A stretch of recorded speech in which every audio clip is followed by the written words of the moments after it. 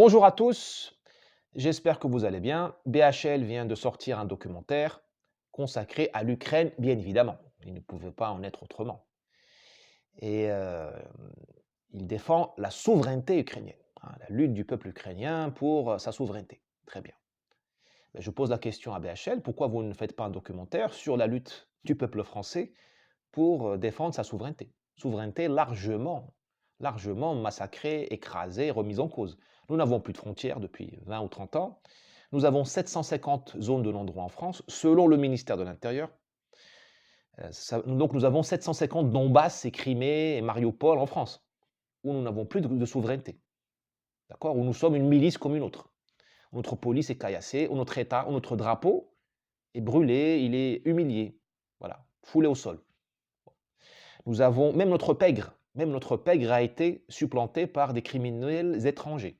Le milieu marseillais, le milieu corse, c'est historique maintenant, c'est l'histoire ancienne. Maintenant, même les criminels sont d'origine étrangère, ou étrangers carrément. Voilà, perte de souveraineté. C'est ça aussi la perte de souveraineté. Quand tu n'es même plus capable d'exercer la violence, même illégale chez toi. Quand c'est d'autres, quand c'est autrui qui exerce la violence chez toi. Nous avons perdu la souveraineté vis-à-vis de l'Union européenne. Voilà, nous n'avons plus de monnaie, nous prenons nos ordres à Bruxelles. D'ailleurs, la réforme des retraites est une orientation venue d'en haut. Sinon, ben, on nous coupera le robinet de la dette, c'est très simple. Et nous prenons nos ordres, évidemment, à Washington, j'allais dire. Nous sommes devenus un chaouche de plus des États-Unis. Je n'ai pas dit du peuple américain qui vaut mieux que ça, mais nous sommes alignés sur le camp démocrate, sur le Parti démocrate. Nous sommes devenus une succursale du Parti démocrate. Dans ce qu'il a de pire, hein, ce n'est pas le Parti démocrate de Kennedy, c'est le Parti démocrate des scandales, de la corruption, néoconservateur en même temps. C'est le Parti démocrate du complexe militaro-industriel dans sa version la plus détestable. Voilà, pourquoi M. Bernard Olivier ne défend pas ça? Pourquoi il ne demande pas, ne s'élève pas contre ça? Pourquoi il ne demande pas aux Français de se comporter comme les Ukrainiens, c'est-à-dire en tant qu'hommes, qui se tiennent comme des hommes, debout?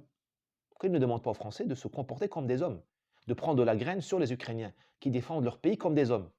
Aujourd'hui, nous avons une population qui, dans quelques années, mais ce n'est pas dans 30 ans, dans 5 ou 10 ans, va pleurer la France avec les yeux d'une femme.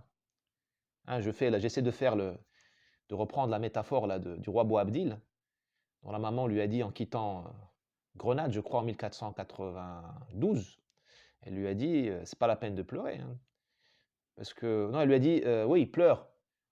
Pleure parce que tu pleures comme une femme la ville que tu n'as pas pu défendre comme un homme. C'est ce que je dis aux Français. Dans quelques années, c'est ce qu'on vous dira. Hein, quand vous prendrez l'exil vers la Suisse ou vers Dubaï ou vers, qui sait, Marrakech ou la Floride de Ron DeSantis, quand vous aurez perdu votre pays, quand il deviendra invivable.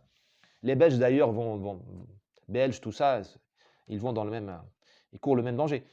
Voilà. Vous allez pleurer votre pays comme une nana. Pourquoi vous, monsieur BHL, n'exige pas des Français qui se réveillent, qui défendent leur souveraineté? Pourquoi il n'y a que la souveraineté ukrainienne qui importe?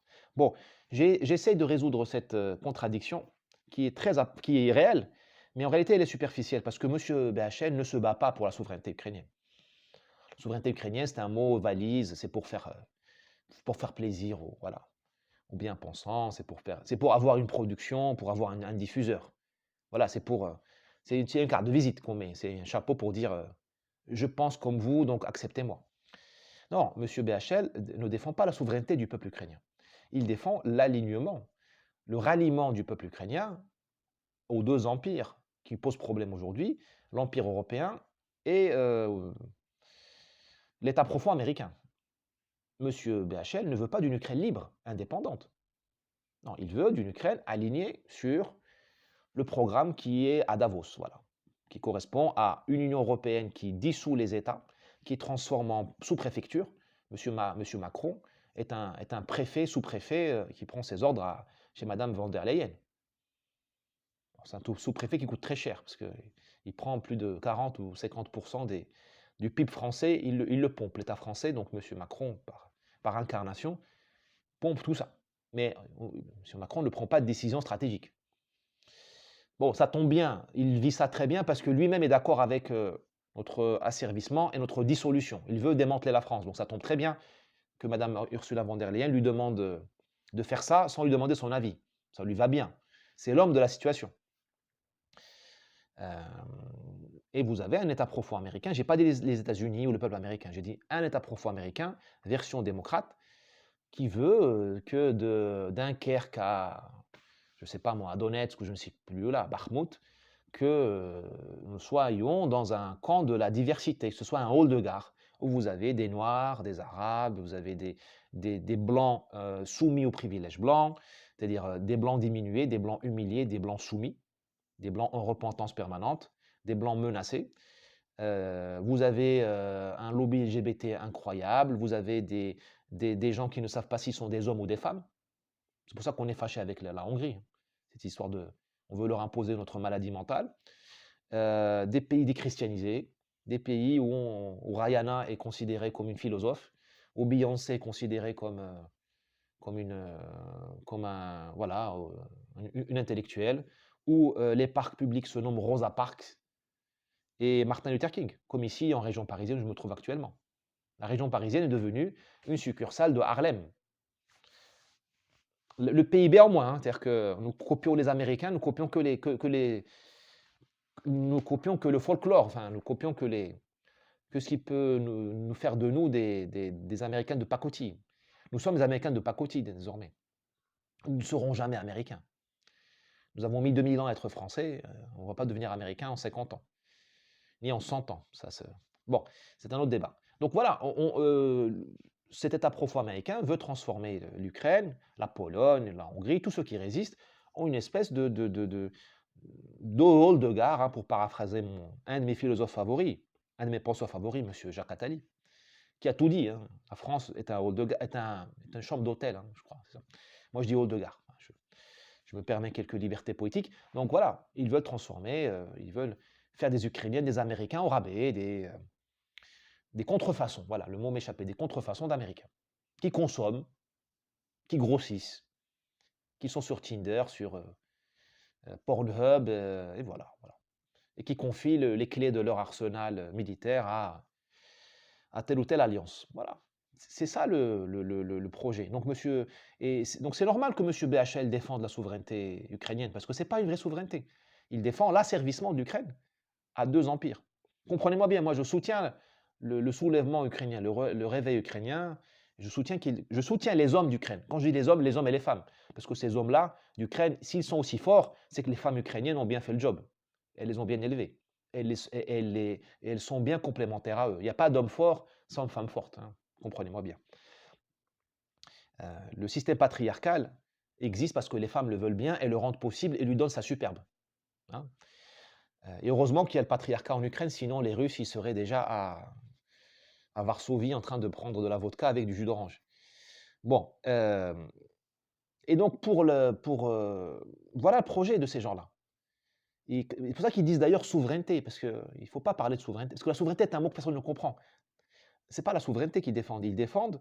enfin, il ne faut pas parler de souveraineté, il faut parler de puissance.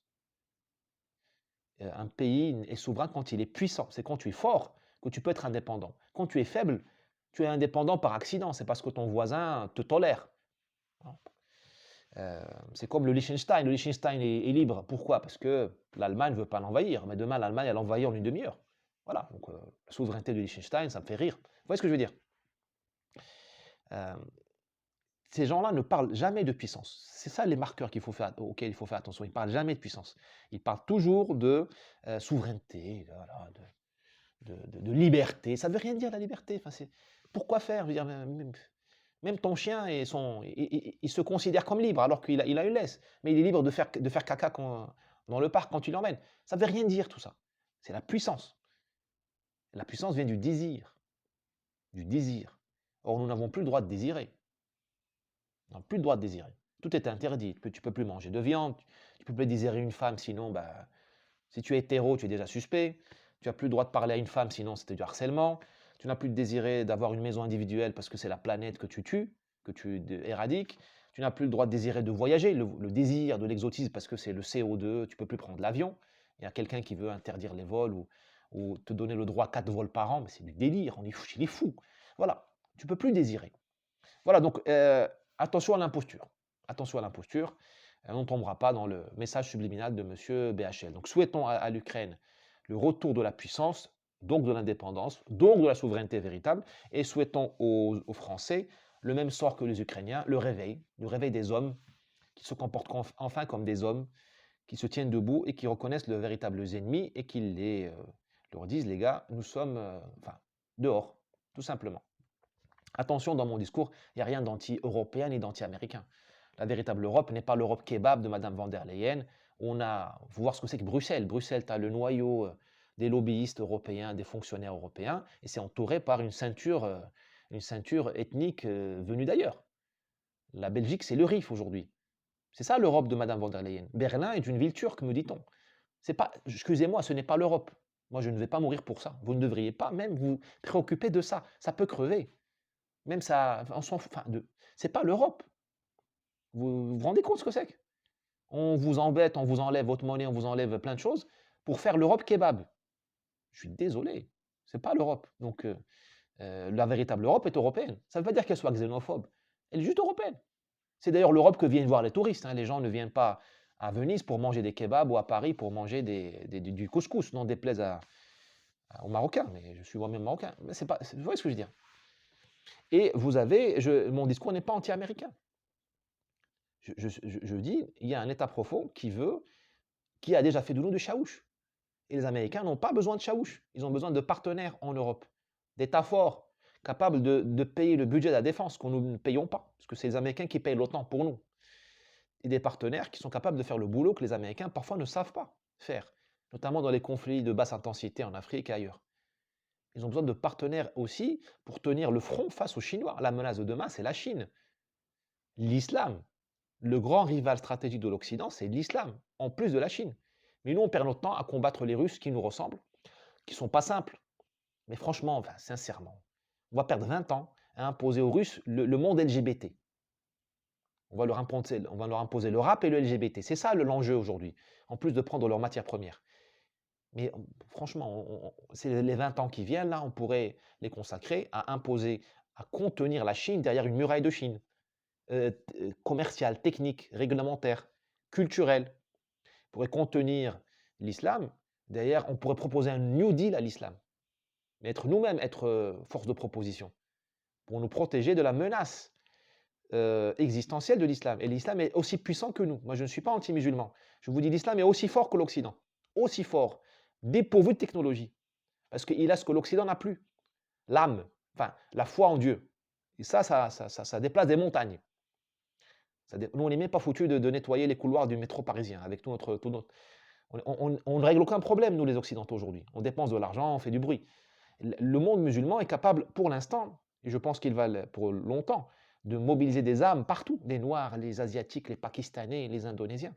L'islam parle à l'émotion de l'être humain, l'âme, la volonté d'être sauvé, l'inconscient. C'est ça l'islam. Et donc, il faut qu'on propose un New Deal à l'islam pour pas qu'on se fasse supplanté, pour ne pas dire remplacé et évincé par l'islam. Moi, je parle en tant qu'occidental aussi. Voilà les vrais sujets. Voilà. Bon, mais souhaitons que M. BHL fasse sa révolution mentale et défende la véritable souveraineté pour les Ukrainiens et pour les Français. C'est tout le mal que je le souhaite et je lui promets d'aller voir son documentaire. Et je lui lance un défi amical, hein, s'il n'est pas d'accord avec moi, qu'il m'invite à débattre. On débattra de la souveraineté ukrainienne et française, et même marocaine, et on verra ce que c'est que la vraie souveraineté, le mot interdit ou le mot travesti dans la bouche de monsieur BHL et de tant d'autres. Allez, à plus. N'hésitez pas à partager cette vidéo.